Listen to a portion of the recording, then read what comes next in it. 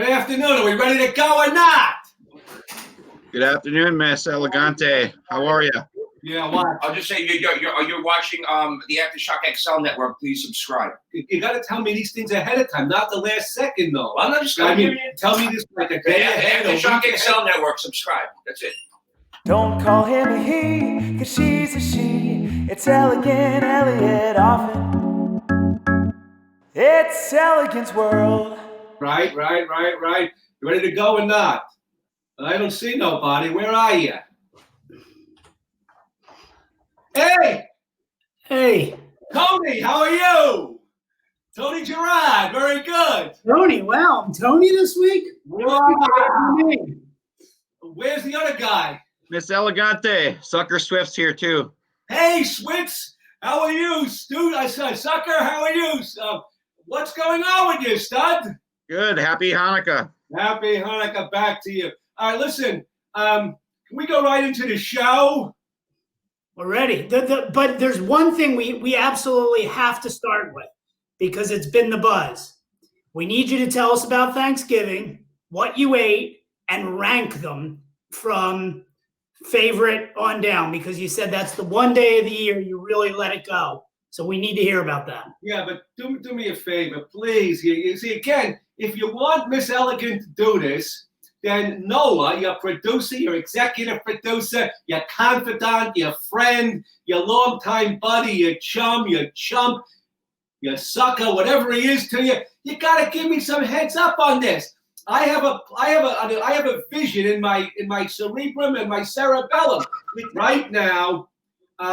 If you imbeciles out there, I like that word, and if you morons out there want to do any good for the world coming to the new year, stop evading taxes, tax evasion. That's against the law. It's against God. And I know all of you beef stews out there, all of you hemophiliacs will say everybody does it. Well, let me tell you something. When you steal money from the government or you cheat the government, you're stealing money from Hashem. Because all the money in the world is God's money. All the flowers are God. All of the health is God. All the sickness belongs. Everything that happens is due to dear God. So when you cheat the government, you're cheating dear God out of what you're supposed to do. Cheating is the next of kin. Get the words, to stealing. The next of kin to stealing. It's the back office to stealing. Cheating is the back office to stealing. In other words, cheating, like you cheat the government, that's a subsidiary division of stealing. Subsidiary division of stealing is cheating. One of the 10 commandments, we will not steal. Cheating on your income tax. That is a subsidiary division of theft. Grand theft, stealing against the 10 commandments. All of you imbeciles and morons and ignoramuses and illiterates, don't you know you're not supposed to deface the world by cheating the government? Everybody doesn't make it right. Start getting on the wagon of doing things correctly. The money belongs to God. You know, especially all you big shots, all you like people with billions and hundreds of millions. You know, if I had that kind of money, you know what I would do, Miss Elegant? I would run right now to the government. I'd say, here, take 50% of my money. Take 50%. I got $50 million. Take 25 million. I don't need to be greedy. I don't need to be a pig or a hog and a slob like all you hemophiliacs and all you pedophiliacs. All you child molesters, I don't have to do that. Take 50% of my money, you child, not like the child molesters. Do you think this message coming from you with your sordid past having changed is any more or less? Does it carry more or less weight based on your past? Because of this, it seems like you're advocating for something in the past that you have been quite the you've had issues. Tony Gerard, that's a very good question. But you see, when I did a bunko, a pyramid, a kind of quasi Ponzi hit, I was in financial desperation and destitution, and I had no way in the world of getting any money at that point. I was on interstate flight to avoid prosecution from a crazy wife, Anna Biscotti. I had taken the child, which we don't even know if I brought the child into the world or not. That's a story for a different time. In any event, I had no means of getting any cash to bankroll my elaborate and luxurious and lavish lifestyle. But the people that have all of the wealth in the world, they can't even give you a reason except avariciousness.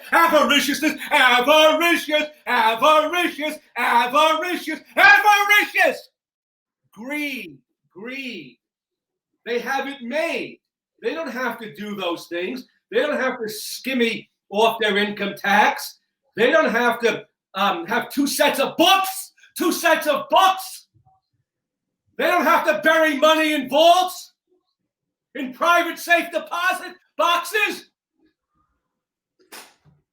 Honorable people that are in the forefront of the world, just pay all of your taxes. Give the government 50% of your money immediately. Also, on the subject very quickly of the one up above, it's very funny. This is going to be something here. I'm going to try to do this quickly.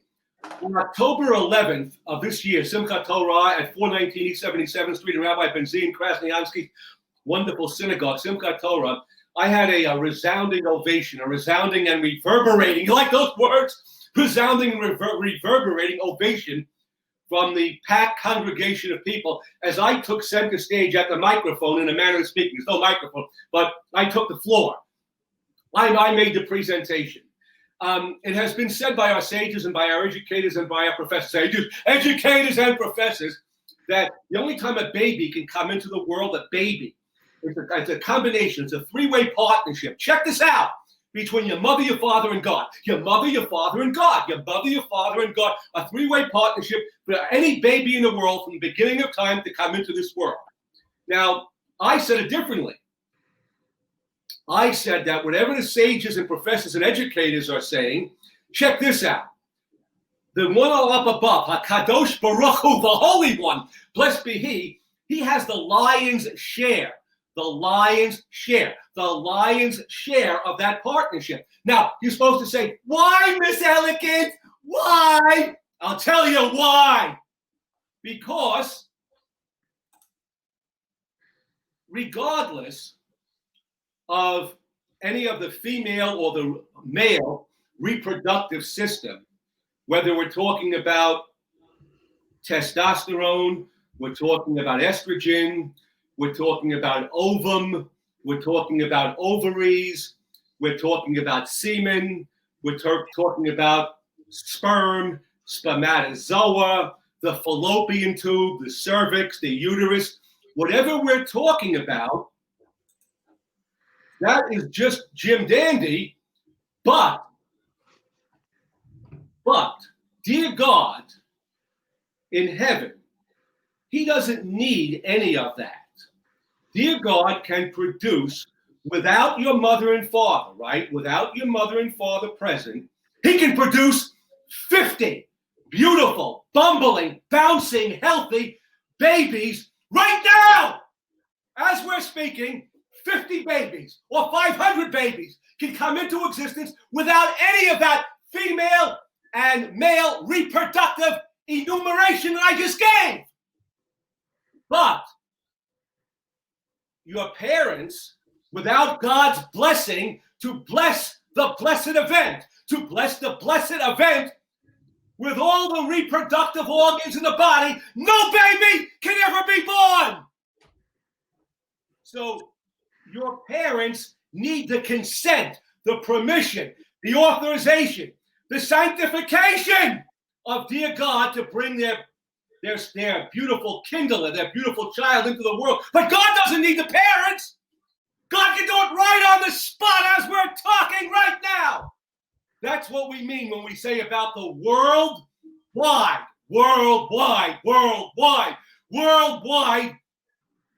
control, dominion, and sovereignty of dear God. Sovereignty of dear God worldwide. Sovereignty. Sovereignty.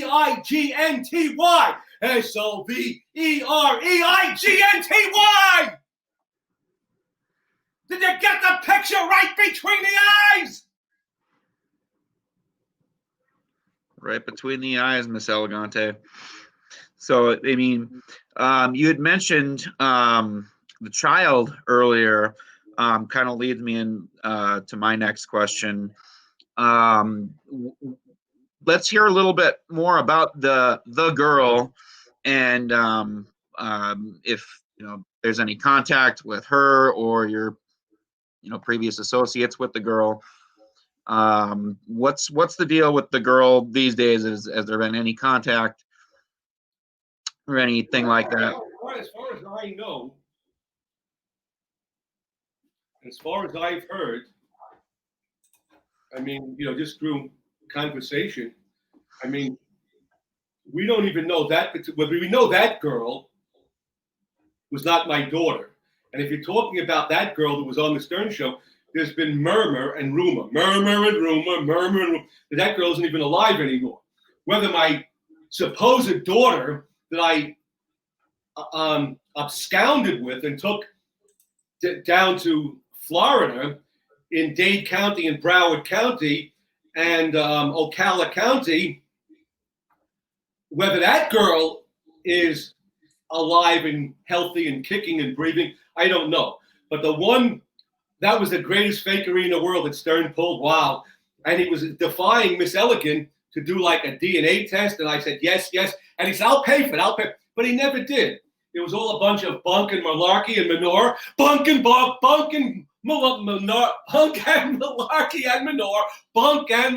and manure. He couldn't back it up, Stern. He knew he would lose. He knew he brought a fakery, an imposter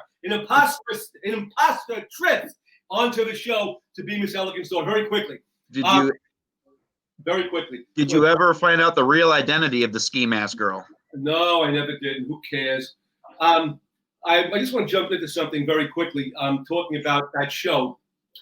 And remind me, I don't want to get off the issue if I have a very important health issue to give somebody a very good tip, some good information. I want to just mention something about somebody we all know. If there are degenerate people, and there are plenty of them, we all know, and people that are decaying and polluting and contaminating the world, that's one thing. And so, you can talk about that for the rest of your life. But when you have people that are on television or radio, and they're polluting and bringing nothing to the world, only decay and harm and unhappiness and trash and debris into the world, then it should be noticed. So the girl they call Quivaloni, her real name is Quivers. I think you know what I'm talking about. But anytime somebody is like in Miss Elegant's book, the dirt off my toes, the dirt off my feet, I always change their name. When I do it with you, Tony, that's just like jocularity and joviality. But when I do it for real, like with Quiveroni, so I was a while back, I was a very big customer at the Health Nuts store at between 62nd and 63rd on 2nd Avenue. It's called Health Nuts. The manager there for about a million years, in a manner of speaking, has been Mr. Roy, R-O-Y. And that store is on the east side of 2nd Avenue in my running district. And I was looking at my diary. I have a punctilious archive diary. And it was interesting to I that he used to tell me, and now it's because I'm focusing in on all these nefarious type people. Mr. Roy would tell me every time I would shop there, because I was a very big customer up until about 2017, that York Avenue was just here. Now, at first, I didn't know what that meant. I said, that was at the very beginning. I found out. So York Avenue was indicative of this Quiveroni, and because that's where she lived, on York Avenue. Now, I was on the show like for 9 years. I never knew she lived on York Avenue until he spilled the beans to me. I knew that, I knew it for a while now, but he was the one. Mr. Roy spilled the beans, that Quiveroni, and his commentary was, I said, oh yeah, and at that time, I wasn't so gentle with it. I said, that person, and I gave her one of those expletives, she lives on York Avenue. He said, yeah, and this is a quote from Mr. Roy, that cheap bitch, Mr. Roy. So I took it for granted. I mean, it's obvious that she gets deliveries of health food from Health Nuts on 62nd, 63rd, and 2nd Avenue. And, with all of the money that she gets from that show, millions and millions from Stern and this and that, she probably gives the guy $2, $5. If you're not positioned, you shouldn't do that. That's polluting the world.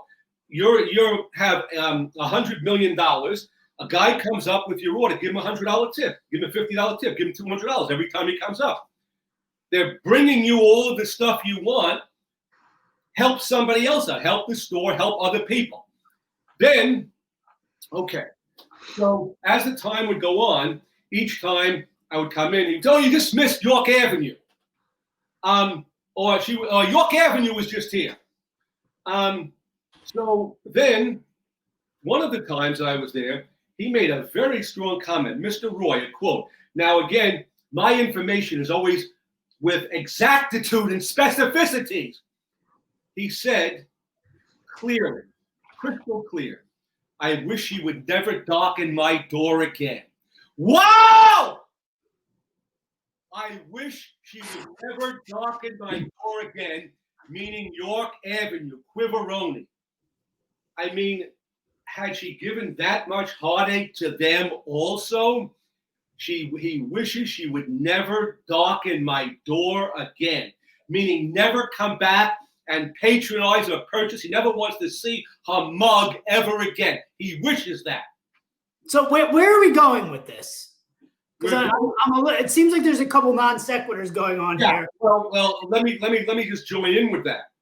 So So I personally have experience for this girl, Quiveroni, to be a person of no values, no morals, no ethics, no scruples, no virtues. I have that information because when I was doing the football picks back in 2006, and I was promoting Violet Dehumanizes Miss Elegant, and we were selling, every time I did a promotion, we sold thousands of copies, but every time that she interfered, meaning while I was doing the promotion, she would cut into my promotion and she would make these underhanded comments. Now, hello, that's cheating, right? We can spar and fight and argue all day long on that show. But when I'm doing a promotion, don't take the food out of my mouth. Don't take the food out of my mouth. Don't take the money out of my pocket. Don't take the food, F-O-O-D, out of my mouth. So, you Quivers, I don't wish you any bad.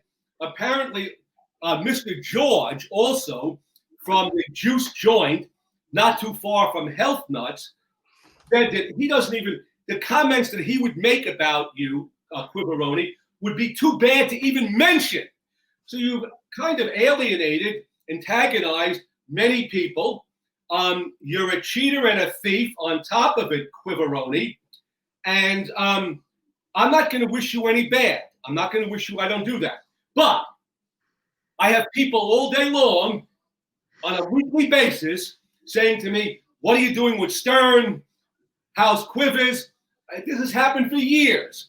And my answer is simple. I tell to everybody who comes to me. And it's a simple answer. I just don't care. I'm not going to wish her any bad. I don't care whether Quiveroni swims or sinks. I don't care if she croaks or chokes. I don't care whether she lives or dies. I don't care whether she swims or sinks. I don't care whether she croaks or chokes. I don't care whether she lives or dies. I just don't care, one way or the other. Okay, Thanksgiving. We're going to have a revolt if we don't find out about Thanksgiving. Top 5 foods. How much did you eat? And was there any alcohol? Are you senile? By the way, my wonderful mama, may she rest in peace, would define the word senile, because my wonderful mama had this great wit, and she had spunk and poise and the quickest thinker on her feet. And I would say to my wonderful mama, when she said to people that were trying to like rip her off, she would say, you know, you're senile. And I would say, Mama, what does that word mean? I'm the child. And she would say, the greatest definition known to mankind, better than in the medical books. It means that he's in his second childhood. He's in his second childhood. So senile is the word of my wonderful mama. May she rest in peace. May she rest in peace, my wonderful mama. And boy, I'll tell you something. When you talk about charity and donations, there wasn't a person that she ever came in contact with who had their hand out, had a cup, needed money, that she didn't take dollars. And my wonderful mama was not rich. She was very poor as a man, but always wants to give to the needy, always give charity to the poor, tzedakah, to help the next human being. Wow, a saint, a prophet, an angel, a gem. Nobody that I've ever met in my life could ever be like my wonderful mama, Marilyn Adele Sachs Offen, Offen. What do you want, Tony? Continue. We're going to do a full episode on your mother with how many times you've spoke about her. But the 5 foods that I ate, and of course you're senile. You're in your second childhood to even ask about alcohol. You said that's the one day of the year that you let it rip. So, I'm not forget about alcohol. Forget about your senile. You're in your second childhood. You're in your second childhood. You're in your second child. You're in your second child. No alcohol. Okay. All right. Top 5 foods. 5 foods. In order. Hello. The 5 foods which the top 5. There's plenty more. Let's just do the top 5 for now. So I think I mentioned 1 or 2 of them. Chocolate mousse cake, and that's one of the best always for Thanksgiving Day. Chocolate mocha, chocolate eclairs, that's 3, and of course the piece de resistance in terms of food for Miss Elegant, meatballs and spaghetti, and lasagna. Meatballs, that's your 5 for now. I answered your question.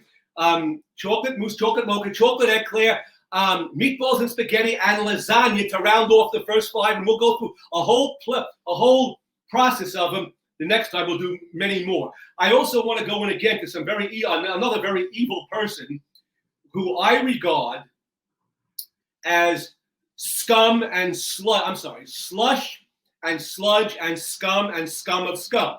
Nick Nicholson. Slush and sludge and scum of scum.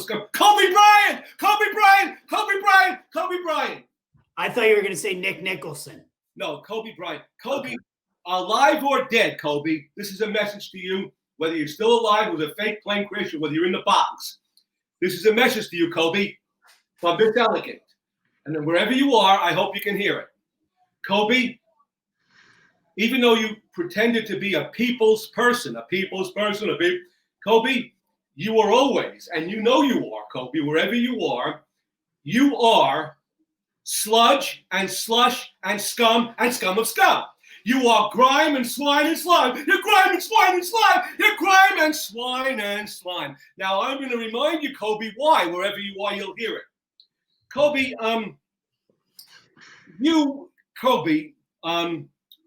about 17 years ago, while you were married, you were an adulteress, remember? You were going to go to prison for like 20 years. You sodomized and raped a girl, and you were indicted before like a state grand jury somewhere in Phoenix or somewhere, and they were going to hang you. your lawyers had to like bribe everybody, all the judges and the prosecuting attorneys, because the world would be the fit. We won't see Kobe. We won't see the rapist anymore. We won't see the sodomizer, Kobe Bryant. So you had to buy the court system off because you were supposed to go to jail on sodomy and rape. You're an adulteress, right? You're bringing filth and scum and slush and grime and swine and slime into the world. Now, Kobe, you'll also remember, because you're not a people's person, you're only interested in your own aggrandizement. You ran O'Neal, you ran Shaq and Phil Jackson out of town, remember? Shaq O'Neal. One fired, one traded. You buried both O'Neal and Phil Jackson at the same time. You're not a people's person. You wanted everything for yourself. Only the glory. You couldn't share nothing. But Kobe, more importantly than even that, let's go to 2005. The great late George Mikan, go look it up if you don't know who I'm talking about, you morons and you imbeciles, you morons and imbeciles, you idiot and imbecilical imbeciles. Now, George Mikan, when the NBA was commenced in 1946, and it was not the Los Angeles Lakers, it was the Minneapolis Lakers, right? And George Mikan, the 7-foot center, he led the Lakers to 7 NBA titles. So the Lakers have 17 now. They'd only have 10 without George Mikan. Right? They're like neck and neck with the Celtics for the most NBA championships of any team in the world. So, but Mikan was responsible for about 7 of those, 7. And so Mikan was dying, like really going to die in 2005. And he made an appeal to Kobe Bryant. Now, Kobe Bryant, in 2005, his net worth was like $400 million, $600 million in that area. And George Mikan had a terminal illness. He needed organ transplants. He needed surgeries to keep him alive. And he made an appeal to Kobe Bryant. He needed several hundreds of thousands of dollars, not hundreds of millions, hundreds of thousands of dollars to keep him alive. And so Kobe Bryant, 24 hours later, responded on television. Check it out. Go back into the archives. And Kobe said how grateful he was for George Mikan, because he was our patriarchs. He was our founder. He was our forefathers in the NBA world. Without what Mikan did, he wouldn't be where he is today. Because Mikan, back in those days, he's dead. What do you mean he wouldn't be where he is today? He's dead. He wouldn't be where he was when I'm talking about 2005. Hello. Why are we talking about 2005? Why are we talking about somebody who's been dead for 15 years? Hello. But there's a point of it. Can you just close your hole? Can you close the hole for a minute? Can you close your hole? Can you close your hole? So George Mikan made the appeal to Kobe Bryant. Kobe Bryant, I'm going to start it again, is telling George Mikan how thankful he is, because Kobe Bryant, who was up until he died and up until the last few years when he busted his leg because he couldn't walk anymore, he was a has-been. He was making all this money because George Mikan opened the doors in the NBA. He was like Cliff Hagan and Dolph Shays and Bob Pettit. They opened the doors, stupid. Did you know what I'm talking about? There would be no NBA without those players to begin with. Lenny Wilkins, all those players. Richie Guerin, right? You have any idea what I'm talking about? No, because your IQ is 21 today, right? Jeremy, today your IQ is 21. Okay, so the point is, so Kobe thanked him, and he let him die in the woods. He didn't give him a zoo. You see this word? You see this finger here? This is the mafia finger, not a zoo. The thumb into the fingers, not a zoo. He gave him nothing. He gave him lip service. Thank you and thank you and thank you. And George Mikan died. He never got the surgery. He never got the organ transplant. And he died. So you mean a person who was part of the Laker organization? Can you understand that? Gerry Gerard with an IQ of 21 today. Can you understand? He was part of the Lakers. It didn't matter 20 years ago or 4,000 years ago. He brought the Lakers into existence, right? So Kobe today or then was able to make not 50,000 a year, but he was able to make 50 million a year because of what George Mikan did to open up the gate. So when the guy was dying, Kobe Bryant would not go into his kick to give him a few $100,000, while Kobe Bryant had $600 million in assets and cash in his bank. So that's why Kobe Bryant, from the beginning now, what I'm saying until the end of time, I will be saying, Kobe Bryant, you are slime, you are slime, you are grind. Nobody compared to you, whether you are wherever you are dirt, you're filth, you're mud, you're slush, you're scum of scum, you're scum of the earth. You always were and you always will be, wherever you are, and from now until the end of time and all eternity, Kobe Bryant. Okay. Speaking of Los Angeles, I have a very important question. In the past week, very well-known, formerly known as an actress, Ellen Page, from the movie Juno and some television show called The Umbrella Academy, came out as transgender. No surgeries yet, but now she is known as Elliot Page. And there is a rumor that some of that may be in deference to you, formerly being Elliot. Now, we know you go by Miss Elegante, but when you fill out state material and legal documentation, what do you put? And have you thought of a female first name since you're part of that transgender community? No, I haven't thought of any female first name, part of that transgender. I don't have to follow what Ellen Page is doing or Ellen Clage is doing. Elliot Page. Elliot. Name, who cares? No, I didn't follow it, not thinking of it, don't know anything about it. More importantly, let me try to help your audience. Let me try to help your people so they can go back to their endocrinologist and get some to authenticate the order, validate the certified certification once again of Miss Elegant. So everybody, including Suckers and Girardi, all of you people, Suckers and Girardi, and everybody else listening, will know if your IQ is 21 or above, you will know that polyuria, polydipsia, and polyphagia, and glycosuria and nocturia are 5 of the classic symptoms of type 2 maturity onset diabetes mellitus. I've said that in the past, but what I haven't told you, what I have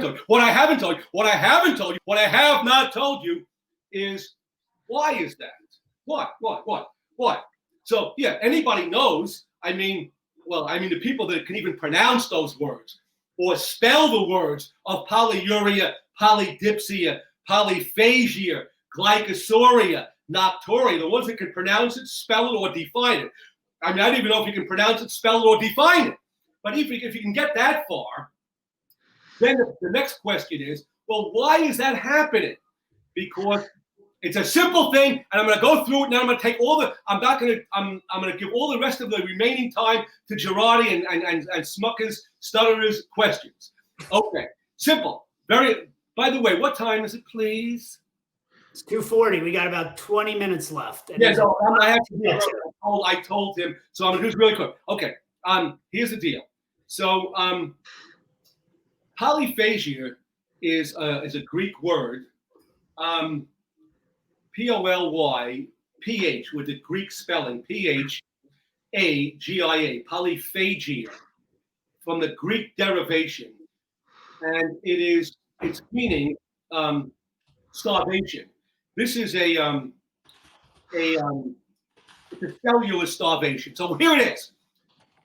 On polyphagia, why is that a classic and cardinal symptom of type 2 maturity onset diabetes mellitus, insulin dependent, not insulin dependent? Because the body never gets the food, and the body never gets the glucose it needs. So consequently, I think I said this one before, diabetics, if I blow on a diabetic, God forbid, Girardi or Stutter, you were a diabetic, and I blew on you, you would fall down. That's how weak uncontrolled diabetics are. So they don't get any food. They keep eating and eating and eating, and the food never gets into the fat cells and the muscle cells because glucose is a lock and key situation. It opens up the cells so the glucose can go in there. The insulin will open up. The fat cells and the muscle cells, so the glucose can go in and give you energy and strength and warm your body. Warm your body, give you energy and strength and warm your body. But in the type 2 maturity set, on a diabetic who has type 2 maturity, let's say diabetes mellitus, he has insulin deficiency, right? Insulin deficiency. So is the endocrine cells, the islets of Langerhans, the endocrine pancreatic cells are not producing any insulin. So consequently, the glucose is just building up and it's becoming a high BGL level. BGL means blood glucose level, becoming a high blood glucose level. The glucose never gets to the cells of the body. So the body naturally is always starving and always weak. Okay, and to round it off, why polydipsia and polyphagia, which is the medical terminology for excessive thirst, a cellular dehydration, a cellular, diabetic, keep drinking, I'm thirsty. Well, they can never quench their thirst because it's a cellular. It's not at the surface level. It's a cellular dehydration. Why? Why is that? Why, Miss Elegante Jr.? And why is that? I'll tell you why it is. I'll give it a right between the eyes. Mob talk. It's that way because of the following. So, on a diabetic, once again, they have insulin deficiency. Now, on this insulin deficiency, the blood glucose level is soaring. It's rising high because there's a lack of insulin to take the sugar out of the blood. So what happens? The kidneys, they look at that. The kidneys are looking at the sugar, the excess sugar in the bloodstream as poison, as toxic, as noxious, toxic, and poison. So the kidneys just simply do it, they take it out. That's the job of the kidneys. Filter out poison from the blood. The kidneys are being decoyed. They think that excessive sugar, because it shouldn't be there. They think it's a kind of toxin. So they remove it. And they're going to filter it out through the urine, through the urinary tract. That's TRACT. I was once on Stern, and somebody said, oh, yeah, Elegant, it is a urinary tract. No, stupid, not tract, T-R-A-C-K, T-R-A-C-T, the urinary tract. So the kidneys are going to filter it out. But they can't. You know why? Because when they remove the glucose from the blood, the excess glucose, it's sugar crystals. Miss Elegante, we have time for one more question left. What is this question? It's sugar crystals. We know that. What did they do, the kidneys? They take copious, C-O-P-I-O-U-S, copious amounts of water from the cells, so it can dissolve the sugar. Then the sugar can go through the urine. Now the cells are burnt up. They're dried up. So you have a cellular dehydration, and you're constantly urinating because all the water has been taken out of the cells and leaving the body through the urinary tract. Go to your endocrinologist and certify the certification of what Miss Elegant just said to be carte blanche. And there we go. Spinning. Bang. All right, Miss Elegante.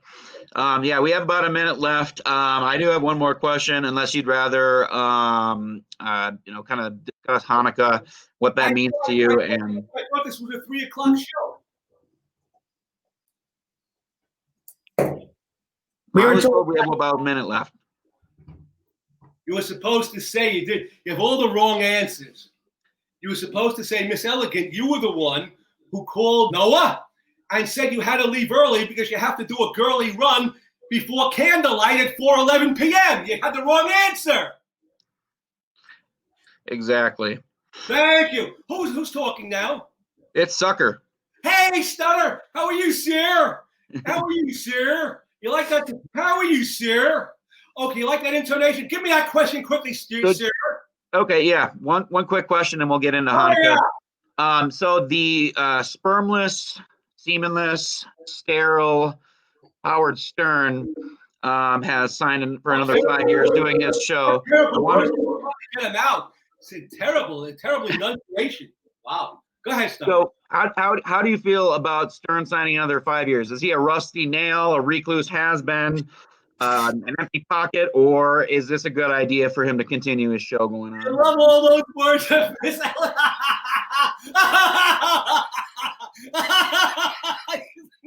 Miss Elegant's words. Well, listen, throughout his tenure, in terms of intelligentsia or in terms of intellectuality, we already know that the person you mentioned can't put 3 words together in a sentence, but that's besides the point. Just recently, I saw him, just coincidentally enough, I saw him, and where did you see him? Hold on, can I keep interrupting? Yeah, he's been in his bunker in the Hamptons. Yeah, they showed a picture on one of the newscasts of him. Oh, I thought you saw him. And he used to have like my hairdo better. You like the matching coordination of the pink and pink and pink. Today, those gloves are awesome.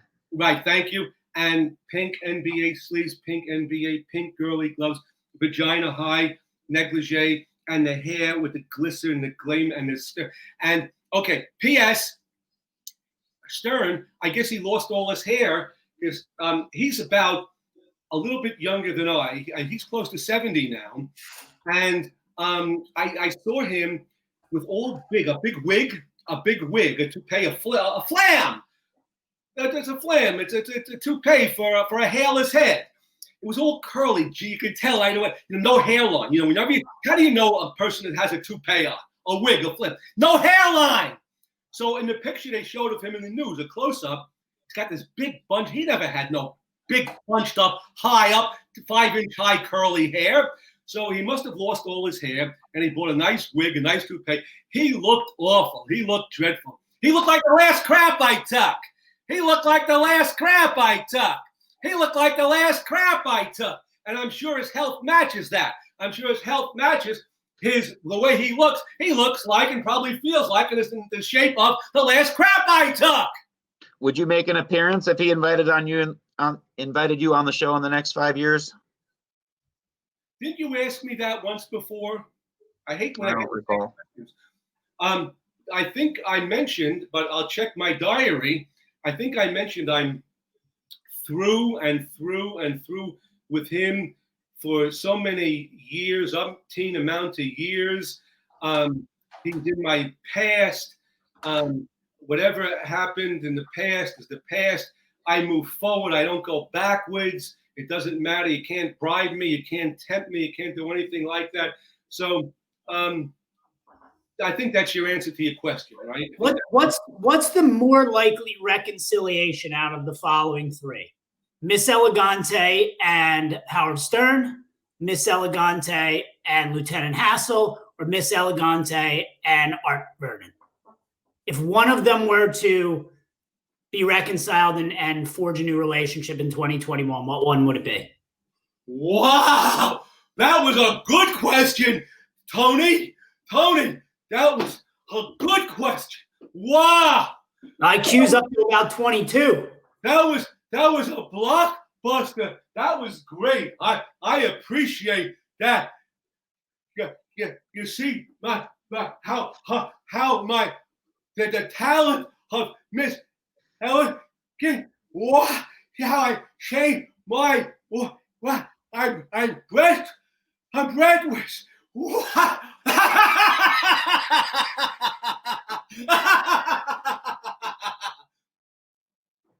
All three of them are in the 34th Street dump house. All of them together, as far as I'm concerned, are on Skid Row. They're on Tobacco Road. They have no possibility of entering, re-entering, no insurgents, re-insurgents, no reconcile, no reconciliation, nothing, never, from now until then. Now, you can quote me on that. So that means if Doug Hassel came with all my money and all my crystal. Yes, I'll take it all. Everything you stole. Then get out of here. Take off. Get out of here. And if Howard Stein said, Miss Elegant, we'd be honored and flattered, which you should be, Stein, to have you make another resurgence and appearances and be one of our regulars. Get out of here. Otherwise, I'll use some bad words. I don't want to use any bad words. Get out of my vision. Get out of my sight. Get out of my life. Get out of my vision. Get out of my sight. Get out of my vision. Get out of my life, Stein. Cop a straw. And what do you say? Arta Weinen. Art Vernon, also known as Art Klein. Right. Arta Weinen. Arta Weinen. Yes, Arta Weinen. Arta, you gave Miss Elegant in 4 years against the will of your wife $1,200,000. You took money from your children and your grandchildren, their monies, and you supported Miss Elegant, and you kept me in my elaborate, lavish, luxurious lifestyle. You emptied out one account, you took your pension fund, you did everything. It was 4 years, approaching 4 years of every single day lavish living to the tune close to 4 years of $1.2 million. That's the realistic figures, $1.2 million, $1,200,000. And thank you, Arta. Thank you, Arta Weinen. But then, without being a mensch, you didn't do the right thing. You, Arta, you just said to Miss Elegant, without any warning, without any notice, you didn't do the right thing. You said, drop dead, and you just dismissed Miss Elegant. Now, that's not right. Now, I have nothing bad to say about you, Arta. I just praised you for giving me $1,200,000. But your actions, that was not right to do. Just to drop me, whether you gave me $1.2 million or $20 million. You have to do it with diplomacy. You have to explain to Miss Elegant how much you love me, how much you care about me, how much you want to help me, but you just are not in a position to continue helping me anymore. You're not supposed to do it that way. Now, we realize you're a very fine person, Arta. And I used to make fun and say Arta Klein when you would make a goof up, but that was only part of the show. You're a very fine person. You did the wrong thing. That's okay. You're not God. You're not God. You're not God. You're not God, Arta. We all make mistakes. I've made a lot of them, and I'll never make those same ones again. But Arta, I apologize. Even when you come back to Miss Elegant, or if you come back, when you come back, and you want to re-enter the life of Miss Elegant for personal reasons to help or business reasons, you can never re-enter my life because of the way things were handled from now until the next 10,000 years, in a manner of speaking. Thank you so much for having Miss Elegant on the show. Happy Hanukkah, Miss Elegant. We look forward to talking to you next time about your holiday. Happy Hanukkah, Freilich and Hanukkah, and Noah, good Shabbos, good Erev Shabbos, Shabbat Shalom for tonight. Happy Hanukkah, Miss Elegante. Take care. Don't call him a he, cause she's a she. It's Elegant Elliot often. Don't call him a he, cause she's a she. It's Elegant Elliot often. It's Elegant's world.